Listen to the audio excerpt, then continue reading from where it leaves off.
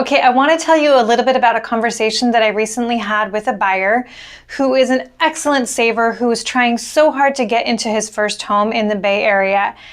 He is looking to buy a condo, and the reason why is because a condo is the only thing that's going to be about $325,000 in this area. And so he told me, I've heard about the private mortgage insurance that we have to pay if we don't have 20% down. And I don't want to have any extra fees, so I'm going to save 20% down. And I said, okay, but let me show you something.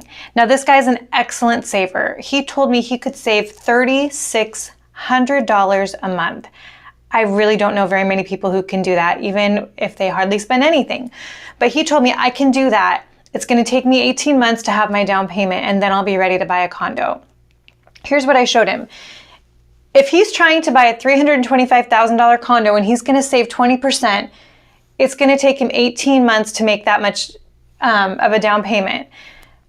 While he is saving $65,000, how much is he paying in rent?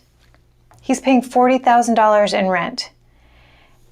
In addition, he is losing out on a potential $29,250. And the reason I came up with that number is because condos are going up in value at about 6% annually. So 1.5 years, he's losing this amount in equity. So I showed him that actually he is going to lose $69,250 while he's saving $65,000. That doesn't make sense. I told him, yeah, private mortgage insurance is a pain, but it's better than paying rent. Watch this. Let's get him in a house. Let's get him in a $400,000 house, which is a starter house out here. I know, crazy.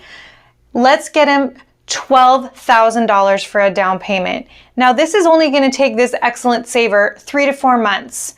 Some people are going to borrow this down payment, which is something else you can do, but in 3 to 4 months, he could be shopping for a $400,000 house. Now, he is going to have to pay that private mortgage insurance of about $200 a month because he doesn't have 20% down. Basically, that PMI is based on how much risk you have. If you have less than 20% down, the lender is going to charge that rate because they have more skin in the game than you do.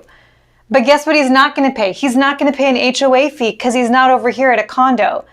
So really, this $200 a month cancels out what he would have been paying to buy a condo for much less.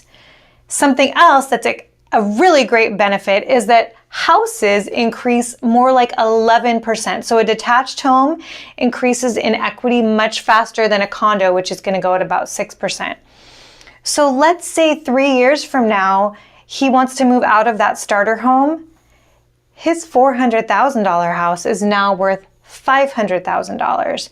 So he can put all of that cash that he earned in equity as a down payment. And over here, let's say in year 2023, he can buy a $500,000 house.